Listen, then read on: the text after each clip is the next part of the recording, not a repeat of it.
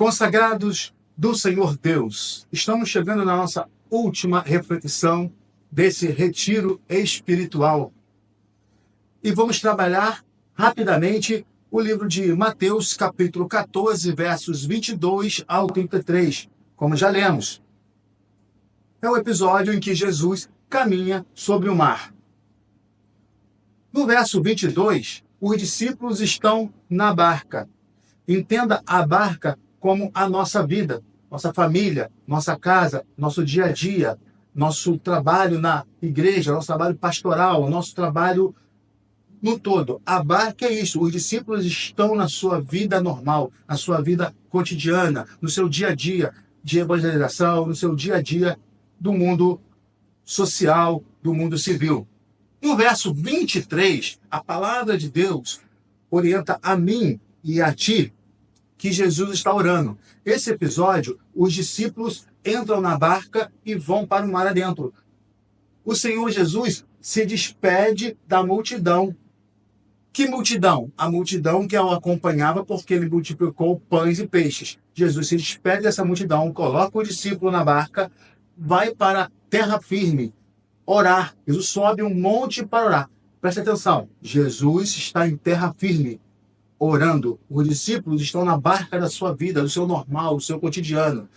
E você, consagrado em Deus? Vocês estão orando? Vocês se retiram um momento para sair do seu cotidiano, da barca normal da sua vida, da sua rotina, para ficar em terra firme, ficar orando?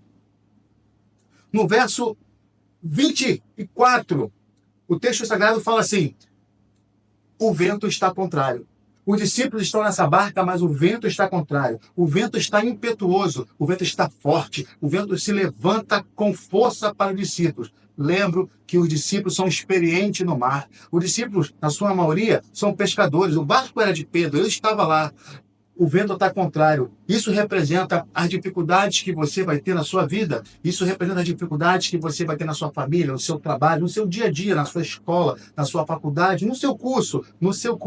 Isso representa todas as dificuldades que o mundo nos oferece, na sua pastoral, no seu dia a dia, na sua igreja. Você terá essas dificuldades, terá vento contrário, aonde você é experiente em fazê-lo, mas o vento está forte e você está remando cada vez mais.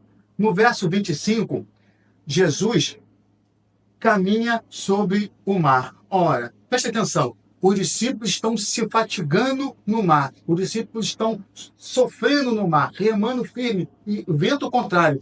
O Senhor lá de terra firme vê a dificuldade dos seus discípulos, vê os problemas dos seus discípulos. Lembrando que o barco já está mais ou menos a uma distância de 5 quilômetros, segundo o texto sagrado. E também, Jesus estava orando Deus da noite, já era 3 horas da manhã, quando esse episódio está ocorrendo. Jesus caminha, portanto, 5 quilômetros por cima do mar. Repara que os discípulos não veem Jesus, eles estão sofrendo, estão remando, estão lutando contra o vento contrário. Mas o Senhor já viu a sua dificuldade, o Senhor já viu os seus problemas, e ele caminha em direção a eles, e eles não veem Jesus. Agora, no versículo 26, os discípulos veem Jesus. 25, Jesus está caminhando sobre o mar. No 26, eles veem Jesus. Jesus já está próximo, então eles conseguem ver Jesus. E eles têm medo. Eles não sabem quem é, eles não conseguem compreender como que aquilo que é contrário a eles, que aquilo que é dificultoso para eles, aquilo que se levanta firme contra eles, Jesus passa por cima andando. Ou seja, o que é de dificuldade para os discípulos não é nada para o Senhor Jesus. E ele então caminha por cima dos problemas dos seus discípulos, das dificuldades, do medo dos seus discípulos. Ele caminha sobre as águas. Chegando perto então do barco da vida dos discípulos, eles veem Jesus. Mas tem medo, não sabe, não entende como pode um homem andar por cima das ondas, por cima do mar.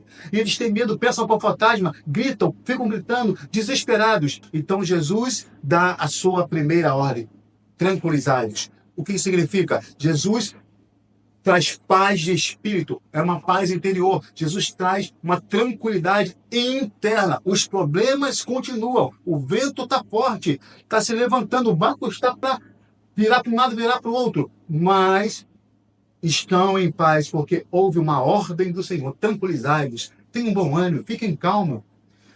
No versículo 28, os discípulos olham e, reconhecendo a voz, mas na dificuldade da chuva, do vento forte, o Pedro, lembrando que Pedro, eu tenho aqui no canal, se você quiser ver, eu tenho um vídeo falando que Pedro é a rocha ou ele não é a rocha. Você pode conferir e vai ser muito proveitoso para a sua vida. Olha, meu irmão, eu quero dizer para você, para todos vocês, para você também que está me assistindo.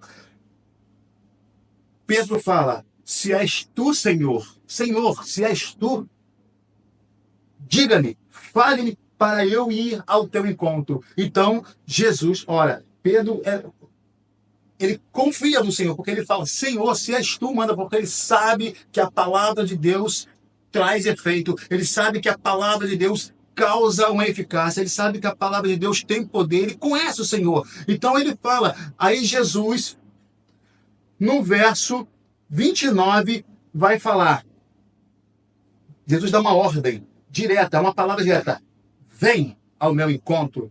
Ora, o barco estava cheio de discípulos, mas só um saiu do barco e foi ao encontro do Senhor. Prestou atenção? Quantos estavam no barco? Quantos viveram o extraordinário de Deus? Somente um. Quantas pessoas estão na sua pastoral, no seu movimento, no seu círculo de oração, no seu grupo, na sua célula? Mas são discípulos, caminham com o Senhor, andam com o Senhor, evangelizam, etc. Mas somente um saiu do barco, da rotina da sua vida, para o encontro do Senhor. Só um largou o seu cotidiano, o seu pensamento, aquilo que ele entende que é correto, da forma que ele faz, para ouvir a voz e obedecer a ordem de Jesus, caminhando sobre o mar.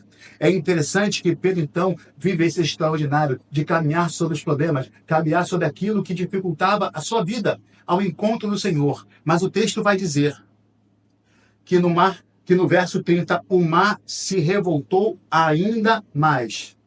Ora, lembro que Pedro teve fé em Jesus, obedeceu sua palavra, entrou no mar, caminhou no extraordinário de Deus e preste atenção, amados. Preste atenção. O mar se revoltou, as ondas se redobraram, o vento ficou mais forte. Representa a investida do inimigo de Deus contra você, contra o seu ministério, contra o seu movimento de oração, de evangelização. Preste atenção, então.